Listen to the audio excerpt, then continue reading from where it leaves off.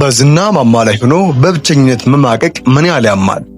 በዓለም አቀፍ መድረኮች ስሟ በክብር የሚጠራው የሶል ንግስቷ አስቴር አወቀ በዜማዎቿ መሃል ደብቃ ያኖረችው ያ ትልቅ ቁስል ምን ይሆን? ብቻዬን ቀራሁኝ ትዳሬን ሳልይዘው ስትል የዘፈነችው የኪነ ጥበብ ሥራ ብቻ ነበር ወይስ የእውነትም ያጣችው ትልቅ የሕይወት ዋጋ አለ? ከዓመታት በኋላ ጌታዬ ብላ በቁጭት የጠራችው ያ ያልታወቀው ፍቅረኛዋ ማን ነው? ዝነኛው ኤፍሬም ታምሩስ ዛሬም ድረስ የሚቆጭበትና የባል ዘውድ እያለ በአደባባይ የሚያወድሳት ያቺ ምስጢራዊ ሴት ማን ናት? ሀብትና ዝና የሞላቸው አርቲስቶቻችን የልብ ክፍተት ምንድነው? በእጃችን ያለውን ወርቅ ሳናጣው እንድንይዘው ትልቅ ትምህርት የሚሰጠንን በአስቴር አወቀና በኤፍሬም ታምሩ የፍቅር ቁጭት ምን ይሆን? ምንስ አገናኛቸው? አግብቻለሁ አግቢ ሳትለይ ምን ነው ያለች የምታንጎራጉረው ድምጻዊቷ የኖረችውን ሕይወቷን የምትነግረን ነገር አለ። ዘፈኖቿ ፍቅርን፣ ናፍቆትን አጉልቶ የሚያሳይ ናቸው። የሙዚቃዋ ንግሥት አስቴር አወቀ የሶል ንግሥት በሚል መጠሪያ ያገኘችዋ ድምፃዊ አስቴር አወቀ አሳዛኝ የሕይወት ታሪክ ለምን ትዳር አልያዘችም? ለምንም ታፈቅረውን ሰው ከዳት? የሚል ጥያቄዎች በዚህ ዝግጅት ላይ አሳዛኝ የፍቅር ሕይወቷን እንዳስሳለን። ውድ የቻናላችን ተከታታዮች ቻናላችን ላይክና ሳብስክራይብ በማለት ቤተሰብ ይሁኑ። በኢትዮጵያ የሙዚቃ ታሪክ ውስጥም ትልቅ ቦታ ያላትና የሶል ንግሥት የሚል መጠሪያም ያገኘችዋ ድምፃዊ ናት። የቀድሞም ሆነ በአሁኑ ትውልድም በተለየ በወጣቱ ህብረተሰብ ክፍልም ከፍ ያለ ተቀባይነትና ተወዳጅነትም ያላት በሙዚቃ ሕይወቷም 2 ደርዘን አልበሞችን በማበርከቷም በሙዚቃ ኢንዱስትሪ ላይም በከፍተኛ ደረጃ ላይም እንድትቀመጥም አድርጓታል። አርቲስቷ ሙዚቃ ጓዳ ድረስ ገብቶ ቀልብ እንድትስብም አድርጓታል። የኢትዮጵያ ሙዚቃ አሁን ለደረሰበት ደረጃ ባለውለታ የሆነችው ይቺ ታዋቂ ታላቅ አርቲስት አስቴር አወቀ ናት። ድምፃዊት አስቴር አወቀ ከጎንደር ዩኒቨርሲቲ የክብር ዶክተሬትም አግኝታለች። አስቴር አወቀ የኢትዮጵያ ታዋቂ ዘፋኝ ስትሆን ብዙ የሙዚቃ ስራዎችንም ከሰባዎቹ ጀምራ በማቅረብም ትታወቃለች። አስቴር አወቀ በ13 ዓመቷ ወደ ሙዚቃ ዓለም የገባችም ሲሆን ከተወለደችበት ጎንደር ወደ አዲስ አበባ በመምጣትም በወጣትነቷ ሙዚቃን አቀረበች። አፍሪካ ባንድ ጋም የተለያዩ ዝግጅቶችንም አቅርባለች።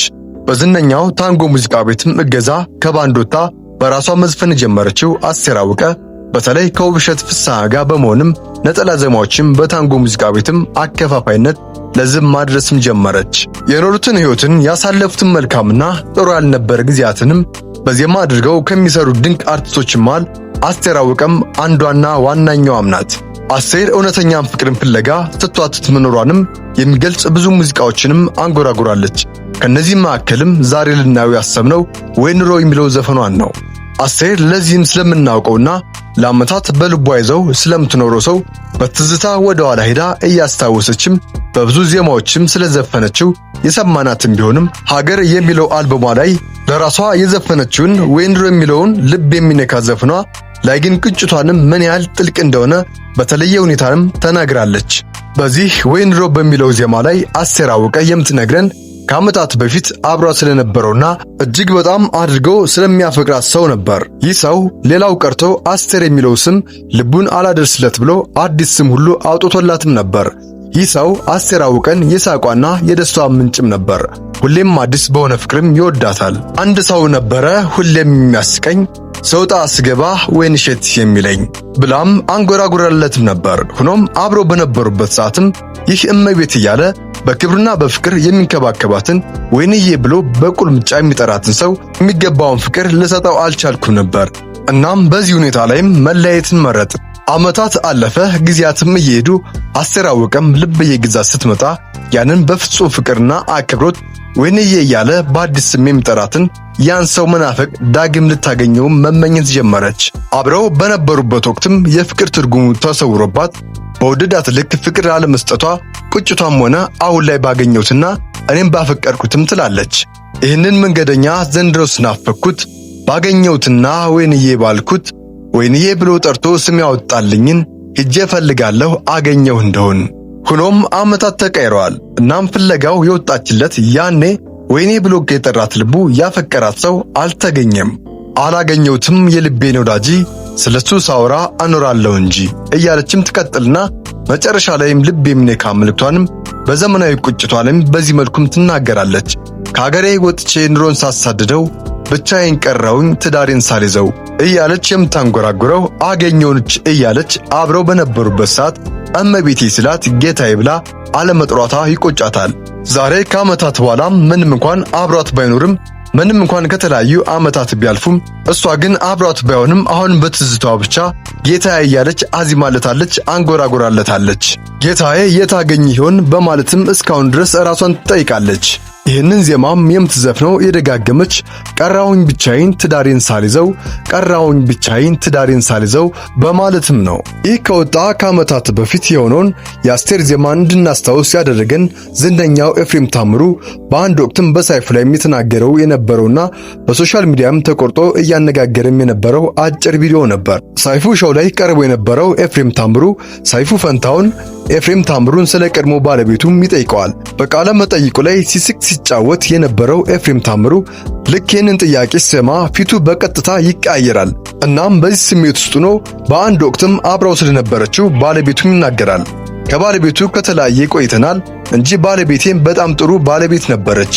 ብቻ ማንም ወንድ በሕይወቱ የሚመኛትና ማግኘት የሚፈልጋት አይነት ሴት ናት እንጂ ብቻ እኔ እሷን ማድነቅ ቃል የለኝም።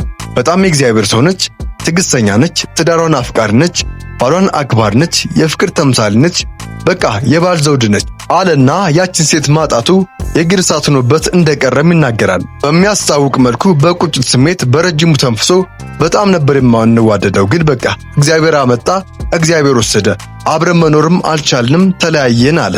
ከዛም በኋላ እሷም ሌላ ህይወት ውስጥ ናት፣ እኔም እንግዲህ ሌላ ህይወት ውስጥ ነኝ። እናም ባሰብኳት ቁጥር እግዚአብሔር የምትፈልገውን እንዲሰጣትና ደስተኛ እንድትሆንም እመኝላታለሁ እያለ ሲናገር ሲሰማ ከዓመታት በኋላ ዛሬም ኤፍሬም ታምሩ ለዛች ወይን ሲል የጠራትን ማንም ወንድ ሊያገኛት የሚፈልግ እያለ እግዚአብሔርን የምትፈራ ባሏን ትዳሯን አክባሪ ሲልም በአደባባይ የተናገረላት ሴት በማጣቱ እንደሚቆጨውም ይናገራል። እነዚህ ከላይ ያነሳናቸው ተወዳጅ አርቲስቶቻችን አስቴር በዜማዎቿና በቃለ መጠይቋ እንደነገሩን በአንድ ወቅት በወጣትነት አግኝተው ያጡት ቀምሰው የነበሩት እውነተኛ ፍቅር ከዓመታት በኋላም ዛሬም ድረስ ቁጭቶ አብራቸው እንዳለም ማሳያ ነው። ፍቅር የለም የሚሉ ሰዎችም ትክክለኛ ሰዎችም እንደተገኙም ማሳያዎች ናቸው። ዛሬ አብሮን ያሉን ባለቤቶቻችን ወይም የፍቅር ጓደኞቻችን በእጃችን ላይ ስላለ ወይም ስላለች ቀላል ነገር ሊመስለን ይችላል። ወንድ ቢሄድ ወንድ ይተካል ወይም ሴት ብትሄድ ሴት ትመጣለች በሚል ዛሬ እጃችን ላይ ያለውን ወርቅ በእጃችን ላይ ያለውን መልካም አፍቃሪ በመያዝ ካልቻል እንደነ አስቴር አወቀ ከሄዱ በኋላ ጌታን እያልን በቁጭትና በትዝታ መምሰልሰልም ይመጣል።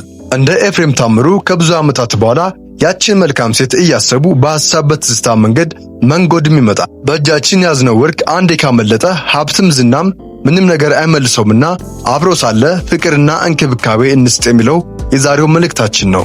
በድምሩ 25 አልበሞችን ለአድማጭ ያደረሰችው አስቴር አወቀ 6 ያሉ በሲዲም አስቀርጻለች። በሆሊውድና በተለያዩ የአውሮፓ ፌስቲቫሎች ላይም ሙዚቃ ስራዎቿን አስቴር አቅርባለች። የተለያዩ የዓለም እንቁ ድምፃዊዎች ጋር በመሆንም አርቲስቶችም ጋር በአንድ መድረክ ላይም ለመስራትም እድሉን አግኝታለች። የክብር ዶክተሯ አስቴር አወቀና ድምፃዊ ኤፍሬም ታምሩ ዛሬ በዝና ማማ ላይ ቢሆኑም ያሳለፉት የፍቅር ቁጭት ግን ሁሌም አብሯቸው ይኖራል። ወርቅ በእጃቸው እያለ ባለመያዛቸው ዛሬ በትዝታ ላይም ይምሰለሰላሉ። እናንተስ በዚህ ታሪክ ላይ ምን ትላላችሁ? በእጃችን ያለውን ፍቅር በጊዜው መያዝ ያልቻነው ለምንድን ነው? ሐሳባችሁን ኮሜንት ሴክሽን ላይ አጋሩን በጨዋ መልክ። ቪዲዮውን ከወደዳችሁት ላይክ እና ሰብስክራይብ ማድረጋችሁን እንዳትረሱ እያልን የዛሬው ቪዲዮአችን ይህንን ይመስል ነበር። በሌላ ከዚህ የተሻለ ቪዲዮ እስከምንገናኝ ቸር ቆዩልኝ።